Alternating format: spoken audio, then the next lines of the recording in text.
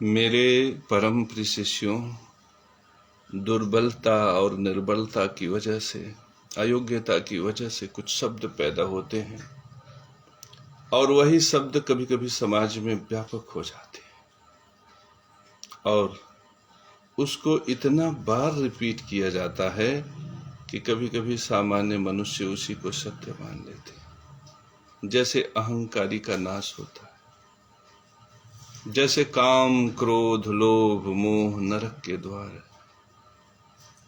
मेरे परम प्रिय शिष्यों, यह सब शब्द इजाद किया दुर्बल और निर्बल मनुष्यों ने। ये शब्द ही व्यक्ति के असफलता का प्रदर्शन है। जैसे कोई व्यक्ति पढ़ाई में उन्नति कारक है और वह अपने लिए समय चाहता है कि कुछ विद्या अध्ययन करे, तो खेलने कूदने वाले लड़के उसे अहंकारी कह देते। कोई व्यक्ति चुनाव किया कमीशन खोर का, एक कमीशन खोर के यहाँ रोजाना जाना हो गया, उसके दरवाजे पर नाक रगड़ रहे हैं, मस्तक रगड़ रहे हैं, एड़ियां घिस रहे हैं। एक दिन दरबान ने धक्के मार कर बाहर कर दिया तो व्यक्ति अहंकारी हो गया। मेरे परम प्रिय शिष्यों, अहंकार अपने आप को सांत्वना देने से शब्द से बड़ा कुछ भी नहीं है। इस संसार में अहंकारी का नाश नहीं होता। इस संसार में नाश होता है अन्यायी का, अत्याचारी का, भ्रष्टाचारी का, रिश्वतखोर का, कमीशन खोर का, और सर्वनाश होता है उस व्यक्ति का जो मन से, वाणी से, नियत से, आत्मीयता से उन्हें स्वीकार करता है। मेरे परम प्रिय शिष्यों, जो मनुष्य कमीशन खोर को ही अपना सब कुछ मान लेता है, श्रेष्ठता उसका स्वीकार कर लेता है और उसके दरवाजे पर जाकर चाकरी करता है, नाक रगड़ता है, मस्तक रगड़ता है, उसके चंद चाय की चुस्की में उसके प्रशंसा की गीत गाता है, वह व्यक्ति, उसको तब तो समझ में नहीं आता कि कमीशन खोर अहंकारी है, लेकिन उसी कमीशन खोर का दरबान किसी कारणवश या किसी विशिष्ट कारणों की वजह से यदि किसी दिन उन्हें बैठने के लिए सोफा प्रदान नहीं करता, या फिर किसी काम के कह देने पर वह कमीशन खोर आसानी से नहीं करता, या फिर वह कमीशन खोर उसे दरवाजे से धक्के मारकर किसी दिन निकाल देता है, तो वो अहंकारी हो जाता है। फिर ईश्वर उनका सर्वनाश करे। अरे, ईश्वर तो तुम्हारा भी सर्वनाश कर सकते हैं, क्योंकि तुमने अपने जीवन में कमीशन खोर को चुना। तुम अपनी कमजोरी को अहंकार के पीछे दबा लेना चाहते हो। एक व्यक्ति मेहनत से, परिश्रम से नौकरी पा गया और उसने CBZ बाइक ले लिया और अपनी पत्नी को, एक सुंदर सी अच्छी सी पत्नी जिससे उसका ब्याह हुआ, और एक छोटा सा सुंदर सा बच्चा को अपने मोटरसाइकिल में बैठा कर निकल लिया। उसकी सुंदरता तुमसे देखी नहीं गई, उनका रौनक तुमसे देखा नहीं गया, उनका आदर्श व्यवहार और जीवन, सुखमय जीवन तुमसे देखा नहीं गया। तुमने उन्हें मोटरसाइकिल पर बैठे देखा और कह दिया अहंकारी है, घमंडी है। अब ऐसे अहंकारी का तो ईश्वर सर्वनाश नहीं करेंगे। तुम छाती पीटते रहो। मेरे परम प्रिय शिष्यों, अहंकार यदि गुण है तो विशिष्ट गुण है। इस संसार में कभी भी अहंकारी का नाश नहीं हुआ। रावण मरा तो अन्याय से मरा, अत्याचार की वजह से मरा। रावण इसलिए थोड़ी मरा कि वो अहंकारी था। मेरे परम प्रिय शिष्यों, हिरण्यकश्यप का संहार हुआ तो वह अपने हुआ तो उसके अन्याय और अत्याचार की वजह से हुआ। जितने प्रमाण मिलते हैं उन सभी प्रमाण में यही सिद्ध होता है कि काम, क्रोध, लोभ, मोह यह व्यक्ति को नष्ट नहीं करता, नष्ट करता है कमीशनखोरी, घूसखोरी, रिश्वतखोरी, अत्याचार, अन्याय। लेकिन इस संसार में जो माननीय हैं, जो बड़े बड़े पदों पे बैठे हैं, उन लोगों ने इस परिभाषा को बदल दिया। राजा और जगत गुरु मिलकर इन दोनों ने खेला कर दिया। राजा ने न्याय पर बोलना बंद कर दिया और जगत गुरु ने बार बार बताना शुरू करा कि कामी नष्ट हो जाएगा, क्रोधी नष्ट हो जाएगा, अहंकारी नष्ट हो जाएगा। अब अहंकार शब्द का प्रयोग धर्म को ही नष्ट करने में करने लगे। अहंकार शब्द का प्रयोग धर्म को नष्ट करने में करने लगे। अब अहंकारी कौन? जो रिश्वतखोरी कर रहा है वो अहंकारी नहीं है। जो कमीशन खोरी कर रहा है उसके पीछे तो समाज भाग रहा है। देखो गाड़ियों के पीछे कैसे मोटरसाइकिलें चलती हैं। जो समाज में अत्याचार अन्याय के लिए जिम्मेदार है उसके दरवाजे पर माथा रगड़ा जा रहा है, नाक रगड़ा जा रहा है, हाँ हुजूरी हो रही है। अहंकारी कौन? अहंकार की परिभाषा यहां बदल गई। कोई लड़का कायदे से पढ़ रहा है, मित्र से बात नहीं किया, अहंकारी हो गया। किसी की बीवी बहुत सुंदर है और उसे वह रिजर्व रखना चाहता है, अपने कमरे तक सीमित रखना चाहता है, नहीं चाहता कि पड़ोसी से बहुत बात हो, तो अहंकारी है। कोई व्यक्ति विद्या अध्ययन में श्रेष्ठता प्राप्त कर रहा है, उसकी बराबरी नहीं कर पा रहा है, कोई व्यक्ति तो अहंकारी। कोई व्यक्ति सत्य कर्तव्यनिष्ठ होकर अपना जीवन व्यतीत करने का प्रयास कर रहा है, दूसरे से उतना संबंध नहीं बना पा रहा है, तो अहंकारी। कोई व्यक्ति पीपल के नीचे माला लेकर बैठा और जनार्दन पाठक से बात नहीं किया, इसलिए वो अहंकारी हो गया। अहंकार एक दिलासा बन गया। आज आप हिरण्यकश्यप से के लिए कहते हो कि वो अहंकारी था इसलिए नाश हुआ। सत्य यह नहीं है, वह अत्याचारी था इसलिए उसका सर्वनाश हुआ। अगर हिरण्यकश्यप से पूछा जाए तो बताएगा कि प्रहलाद अहंकारी था। मेरे परम प्रिय शिष्यों, अहंकार की परिभाषा लोग अपने हिसाब से गढ़ लेते हैं। अहंकार कोई प्रमाणिक शब्द नहीं है, ये इजाद किया गया है दुर्बल, निर्बल और कमजोर प्राणियों के द्वारा। और कमजोरी किसी में भी हो सकती है। पापी में भी कमजोरी है, क्योंकि वह समाज में अपने आप को पापी के स्वरूप में स्थापित नहीं करना चाहता। तुम्हें विश्वास नहीं है तो इस संसार में जो तुम्हें स्पष्टता से दिखाई पड़ता है कि फला व्यक्ति कमीशनखोर है, चोर है, आप उसको उसके मुख के सामने कमीशनखोर महाशय कितनी भी इज्जत देकर चोर महाशय, कमीशनखोर महाशय कह के देखो तुम्हारे सामने ही उसके भुजाएं फड़क उठेंगी, जूते हाथ में आ जाएंगे और आक्रामक व्यवहार प्रदर्शन तुम्हें देखने को मिल जाएगा। व्यक्ति अपनी पहचान के साथ भी खड़ा नहीं हो सकता, ऐसा व्यक्ति दूसरे को अहंकारी कहने के लिए तत्पर है। अब उसी से बात करो। अभी एक रिश्वतखोर, एक कमीशनखोर से सामने बैठाकर बात करना शुरू करो, जिसका नाम लोगे, किसी को पाखंडी कह देगा, किसी को अहंकारी कह देगा, किसी को कामी कह देगा, किसी को क्रोधी कह देगा। और तुम यदि उसको रिश्वतखोर उसके मुख के सामने कह दिए तो तुम्हारे लिए आक्रामक हो जाएगा, क्योंकि वो अपने पहचान को वो जानता है कि वो पापी है, वो दुष्ट आत्मा है, वह संसार के लिए भयकारक है, वह इस संसार की मूल धारा में नहीं है, वह सृजनात्मक नहीं है। वह जानता है कि वह अन्यायी है और ईश्वर उसका सर्वनाश करेंगे। वह इस विषय में डरा हुआ है। जब तुम गवाही देते हो तो उसका क्रोध प्रकट हो जाता है। इसी तरह से सामान्य मनुष्य भी व्यवहार करते हैं। अब कोई व्यक्ति कमीशनखोर के सामने नतमस्तक है, तो जब कमीशनखोर के सामने नतमस्तक है तो कमीशनखोर उसे 2-5 रुपए दे ही देता है।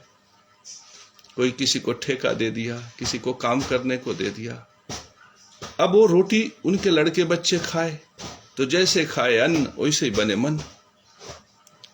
अब उसको कोई बाबा दिख गया तो बाबा के लिए उसने सोच रखा है कि ये बाबा है, आएगा मेरे सामने हाथ फैला के कहेगा 10 रुपया दे दो बाबा, भगवान के नाम पे 2 रुपया दे दो, 4 रुपया दे दो। उसने बाबा की ऐसी छवि बना रखी है।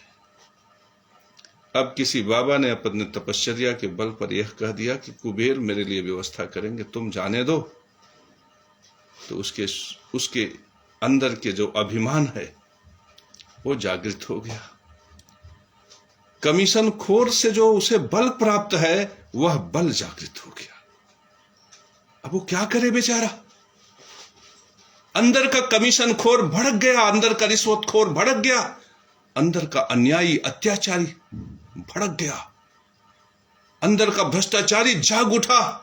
बर्दाश्त नहीं हुआ कि एक सामान्य सा व्यक्ति जो बेईमान नहीं है, जो चोर नहीं है, उसके लिए कुबेर व्यवस्था कर दे। अब वो कुबेर के लिए चिढ़ गया। उसका दंभ इतना है कि उसने सोचा कैसे कुबेर व्यवस्था कर सकते। और जब वह विवश हो गया, कुबेर के सामने कुछ नहीं कर पाया, तो उसने एक शब्द इजाद कर लिया कि बाबा तो अहंकारी है।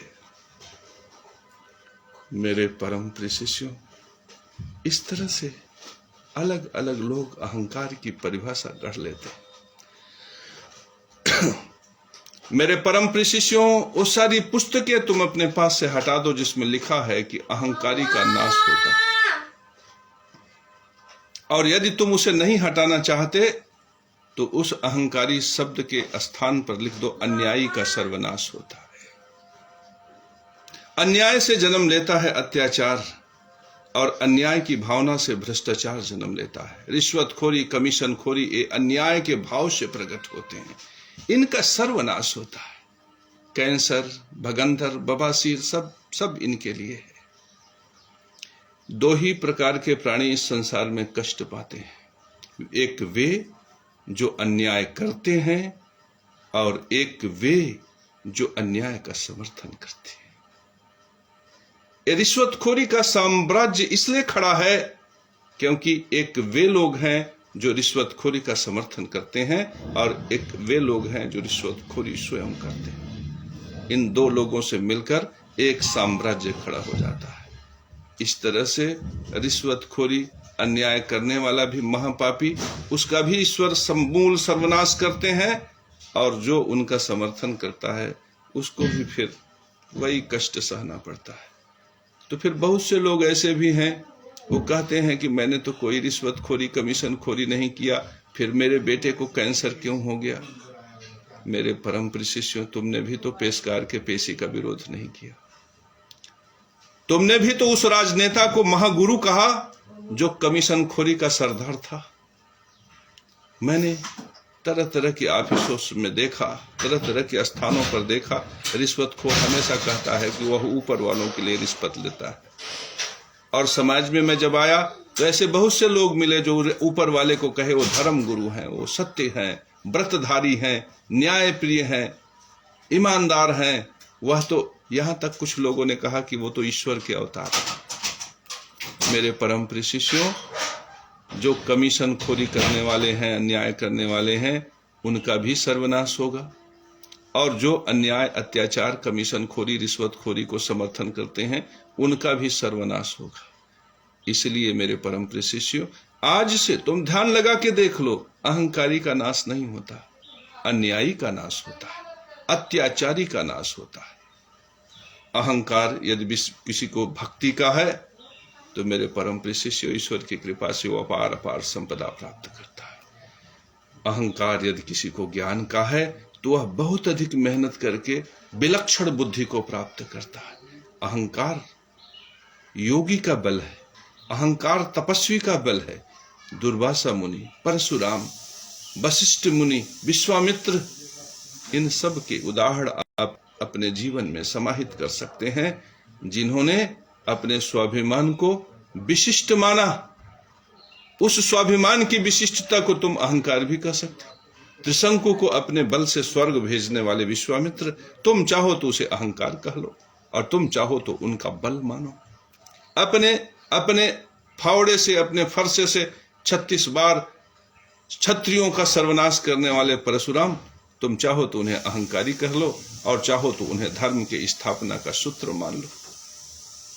मेरे परम प्रिय शिष्यों, यदि राम से पूछा जाए तो वह रावण के लिए अहंकार शब्द का प्रयोग करेंगे, लेकिन भूल कर कभी रावण से मत पूछ लेना, क्योंकि वह अगर खड़ा होगा तो वह भी यही कहेगा कि खर दूसरा और तीसरा मेरे भाई थे, उनका वध राम ने अनावश्यक रूप से क्यों किया।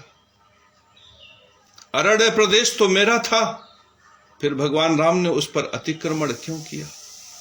तो मेरे परम प्रिय शिष्यों, अहंकार दुर्बलता, निर्बलता का एक शब्द है जिसे इजाद कर रखा है कुछ ऐसे लोगों ने जो अपने वृत्तियों को उस शब्द से पोषित करना चाहते, अपनी अयोग्यता को पोषित करना चाहते। अरे कोई व्यक्ति यदि पीसीएस अधिकारी बन गया और उसने अपनी व्यस्तता की वजह से तुमसे ठीक से बात नहीं किया, तो इसमें अहंकार वाली बात कहां से आ गई। यदि कोई मजदूर मजदूरी करने में मस्त है, नाच रहा है, झूम रहा है, और तुम आए उससे कुछ कहना, कुछ अपनी बातें करना चाहे, वो नहीं किया, तो इसमें उस मजदूर का अहंकार कहां से आ गया। अगर कोई डॉक्टर है, उसके पास ढेर सारे मरीज हैं और वह उसी से फुर्सत नहीं है, तो तुम्हारे अतिरिक्त मरीज को यदि उसने नहीं देखा तो वह अहंकारी कैसे हो गया। तो मेरे परम प्रिय शिष्यों, अहंकार जैसा कोई शब्द है ही नहीं। अहंकार निर्बलता का द्योतक एक शब्द इजाद कर लिया दुर्बल और निर्बल मनुष्यों ने, जो स्वयं सत्य के मार्ग पर नहीं चल पाए। किसने कहा था तुम्हें कमीशन खोर के घर जाकर दरबार लगाने के। लेकिन जाओ, 4-4, 5-5 सोफे रखे हुए हैं, ढेर सारी कुर्सियां रखी हुई है, सोफे भरे पड़े। रिश्वतखोर आ गया, कमीशन खोर आ गया, एक बड़ी सी कुर्सी पर उसमें सोने चांदी के मटके लगे रहते हैं, उस पर रिश्वतखोर कमीशन खोर बैठ जाता है, और सामने सोफा पर जो कमीशन खोर के सबसे बड़े समर्थक होते हैं वो सामने सोफा पे बैठेंगे। थोड़े जिनकी इज्जत है समाज में वो कुर्सी पे बैठेंगे, और कुछ लोग जिनको प्रतिष्ठा प्राप्त है वो जमीन पे बैठेंगे, और सामान्य आदमी तो उनसे मिल ही नहीं सकता। तो जो सोफा पे बैठ रहे हैं वो भी अपने लिए कैंसर का चुनाव कर रहे हैं, क्योंकि वो रिश्वतखोरी के साथ, कमीशन खोरी के साथ खड़े हैं। और जो कुर्सी पे बैठ रहे हैं उन्होंने भी अपने लिए चुना, जो जमीन पे बैठे हैं उन्होंने भी अपने लिए चुना, क्योंकि वे अन्यायी के साथ खड़े हो गए। और ऐसे तमाम लोग समाज में और भी हैं जो उनसे कभी मिले तो नहीं हैं, लेकिन उनके साथ, उनके समर्थन में खड़े हैं। उन्होंने भी अपने लिए बवासीर, भगंदर और कैंसर का चुनाव किया। तो मेरे परम प्रिय शिष्यों, यह कभी मत सोचना कि अहंकारी का सर्वनाश होता है। इस संसार में एक ही सूत्र है, अन्यायी का सर्वनाश होता है। अन्यायी का सर्वनाश होता है। मेरे परम प्रिय शिष्यों, जहां जहां लिखा हो अहंकारी का सर्वनाश होता है, वहां अहंकार शब्द काट दो पुस्तकों में, किताबों में, उस अहंकार शब्द को जला दो और वहां पे लिख दो, अन्यायी का सर्वनाश होता है। और उनका भी सर्वनाश होता है जो अन्याय का समर्थन करते हैं। मेरे परम प्रिय शिष्यों, इसलिए किसी लाचार, किसी बेबस लड़के को यदि हॉस्पिटल में देख लेना, तो उसे यह जरूर पूछना कि तुम्हारा आदर्श कौन है। निश्चित रूप से उस आदर्श में तुम्हें कुछ न कुछ ऐसा दिखेगा जिसका दंड वह व्यक्ति भी भोग रहा है।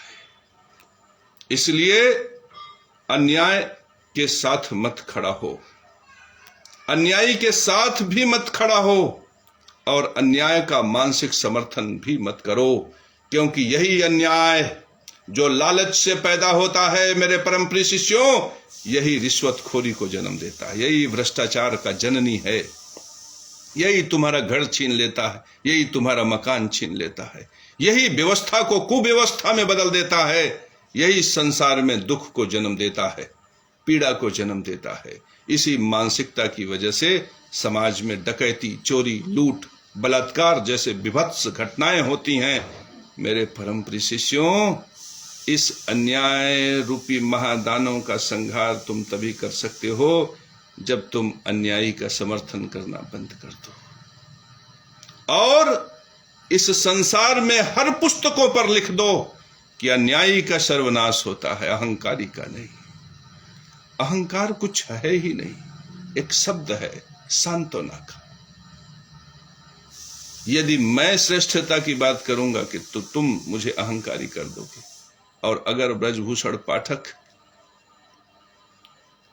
अच्छे ग्रामर के जानकार हैं तो उनके आसपास के लोग उन्हें अहंकारी कह देंगे।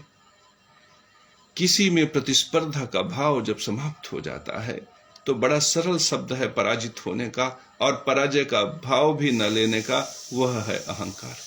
यदि कोई बहुत बढ़िया पहलवान है, कुश्ती लड़ सकता है, और उसने पूरे गांव के लोगों को चैलेंज कर दिया कि आओ अखाड़े में, दम हो तो आजमा लो। सबने देखा कि अब डील डौल बहुत अच्छे हैं, कुश्ती लड़ेगा तो उठा के धोबिया पछाड़ में पटक देगा, तो बस हो गया। पूरे गांव से एक स्वर गूंजने लगा, बड़ा अहंकारी है, बड़ा अहंकारी है। अरे चुनौती देना था तो तैयार करते, तुम भी अखाड़ा ज्वाइन कर लेते, तुम भी बढ़िया दूध पीते, पिस्ता बादाम खाते, अपने को तैयार करते, और एक दिन तुम उस पहलवान से भिड़कर उसे पराजित कर देते। लेकिन तुमने उतना जहमत नहीं उठाया। तुम्हारे लिए तो एक सरल सा शब्द है कि ये पहलवान अहंकारी है। मेरे परम प्रिय शिष्यों, यह पहलवान अहंकारी है। यदि तुम इस शब्द को स्वीकार करोगे तो जिंदगी भर लक्ष्मी ने कृपा नहीं किया, नारायण ने कृपा नहीं किया, सदगुरु ने कृपा नहीं किया, जगत गुरु ने कृपा नहीं किया, ऐसे कहते कहते अपने जीवन के इस लीला को समाप्त कर दोगे। और तुम चाहते हो कि लक्ष्मी नारायण भगवान की कृपा हो तुम्हारे ऊपर, और तुम जगत में विख्यात हो जाओ, और कुबेर इत्यादि देवता तुम्हारे धन के लिए सहायक हो जाए, तो तुम उस पहलवान को चुनौती देने के लिए खड़े हो जाओ। अपने बल को बढ़ाना शुरू करो। नहीं दे पाओगे मत देना, लेकिन प्रतिस्पर्धा में आ जाओ, प्रतिस्पर्धा में अपने आप को खड़ा करो। ए पलायनवादी मत बनो कि अहंकारी है कह के भाग लिए। एक व्यक्ति पीसीएस अधिकारी बन गया, आपने उसको अहंकारी कह के भाग लिए। एक व्यक्ति बहुत बड़ा ज्योतिषाचार्य बन गया, आप अहंकारी कह के भाग लिए। ये अहंकार शब्द तो बड़ा सहायक हो गया तुम्हारे पराजय के लिए, तुम्हारी अयोग्यता के लिए, तुम्हारी निर्बलता के लिए, तुम्हारी कायरता के लिए। तो अहंकार शब्द निर्बल का शब्द है, कायर का शब्द है, पराजय का शब्द है, भगोड़े का शब्द है। मेरे परम प्रिय शिष्यों, इस अहंकार शब्द को जहां जहां लिखा हो वहां काले स्याही से उसे पोत दो, और उस पे एक छोटी सी पन्नी लगा के, छोटे से पन्ने का टुकड़ा लगा के, उस पर अहंकार के जगह पे अन्यायी लिख दो। अहंकारी का सर्वनाश नहीं होता, ये सूत्र देख लो, अन्यायी का सर्वनाश होता है। अगर किसी को भक्ति का अहंकार है तो ईश्वर का आशीर्वाद उसे मिलेगा। यदि किसी को ज्ञान का अहंकार है तो वह एक दिव्य इजाद करता नए नए सूत्रों की स्थापना करेगा। यदि किसी को ईमानदारी का अहंकार है तो वह सत्य के नींव को स्थापित करेगा। अगर किसी को भक्ति का अहंकार है तो वह धर्म का विस्तार करेगा। किसी को राष्ट्र प्रेम का अहंकार है तो वह कम से कम ऐसे पुत्र पैदा करेगा जो राष्ट्र की सेवा में लग जाएंगे, सीमा सुरक्षा में लग जाएंगे। मेरे परम प्रिय शिष्यों, अहंकार तो दिव्य है, यह बिरले को होता है, यह विशिष्ट गुण है। लेकिन यदि तुम्हारे अंदर अन्याय, अत्याचार, कमीशनखोरी, रिश्वतखोरी, घूसखोरी का अहंकार है, यह सर्वनाश कर देगा तुम्हारा। सूत्र से स्पष्ट हो जाता है मेरे परम प्रिय शिष्यों कि अहंकार से व्यक्ति का नाश नहीं हुआ, इस संसार में व्यक्ति का सर्वनाश होता है अन्याय से। और यही अन्याय जो लालच से पैदा होता है, यही अन्याय जन्म देता है रिश्वतखोरी, कमीशनखोरी, भ्रष्टाचार, जमीन हड़प लेना, मकान हड़प लेना। ये सारे जो दुष्टता वाले वृत्ति हैं, यह इसी अन्याय से जन्म लेता है। और यही अन्याय का भाव व्यक्ति में प्रकट होता है तो लूट डकैती को अंजाम देता है। यही अन्याय का भाव जब व्यक्ति में प्रकट होता है तो वह निर्बल और गरीबों पर अन्याय और अत्याचार करने लगता है, और जब उसका बुद्धि मलिन हो जाता है तो उसी मानसिकता से समाज में रेप, भ्रष्टाचार जैसी घटनाएं घटित होती हैं। इसलिए मेरे परम प्रिय शिष्यों, आज से तुम यह कहना ही बंद कर दो कि अहंकार से सर्वनाश होता है, और वो जो जगत गुरु और महाराजा की जो केमिस्ट्री है उसे तोड़ो। जगत गुरु ने कह दिया कि काम, क्रोध, लोभ, मोह नरक के द्वार है, अब वो रटे पड़ा है, ढोलक बजाए पड़ा है। अरे इतना छोटा सा बात नहीं समझ पा रहे हो कि काम से सृजन है, क्रोध से सत्य का मार्ग प्रशस्त होता है, लोभ से अपने परिवार के एक रस होने की भावना प्रकट होती है, और मोह से व्यक्ति पत्नी और पुत्र से बंधा रहता है। एक परिवार का सृजन होता है। वह सूत्र भी गलत है, लेकिन एक व्यवस्था है कि राजा आप रिश्वतखोरी पर न बोले, राजा को न कहें। इसलिए राजा ने व्यवस्था कर दिया, जगत गुरु से कह दिया न्याय पर मत बोलना, न्याय पर मत बोलना। तो फिर जगत गुरु ने कहा राजा से कि मैं फिर बोलूं क्या? तो उन्होंने कहा जाओ कहो, काम, क्रोध, लोभ, मोह नरक के द्वार। अब आप जितना प्रवचन सुनेंगे सबने व्यवस्था बना ली ये कहने की, शुरू से लेकर अंत तक आप प्रवचन में यही सुनेंगे कि कामी नष्ट हो जाएगा, क्रोधी नष्ट हो जाएगा, काम नरक का द्वार है, क्रोध नरक का द्वार है, मोह सब कुछ ले जाएगा, अपना कुल धन हमें दे दो, लोभ मत करो, जो कुछ भी है हमारे खजाने में जमा करा दो। बस इतने के अलावा अन्याय पर, भ्रष्टाचार पर, रिश्वतखोरी पर मजाल है कि जगत गुरु बोल दे। और इसी तरह से राजा ने व्यवस्था कर रखी कि वो न्याय पर नहीं बोलेगा। वो कभी नहीं बोल सकता कि हाईकोर्ट के आदेश को कैसे छोटे छोटे कर्मचारी पलट देते हैं रिश्वतखोरी के लिए। वो कभी नहीं बोलेगा कि समाज में क्यों यह मानसिकता व्याप्त है 40%, 50% की। आप कभी कह के देखो कि क्यों न्यायाधीश के कुर्सी के नीचे पेशकार पेशी लेता है, देखो तुम्हारा मुंह नोच लेंगे। और इस व्यवस्था के समर्थक बहुत से लोग हैं जो ये प्रवचन सुनने के बाद तुरंत यह कहना शुरू कर देंगे कि ये बाबा तो पाखंडी है। अब तुम अपने आप को तैयार कर लो कि समाज में बहुत से लोग कहेंगे कि बाबा पाखंडी।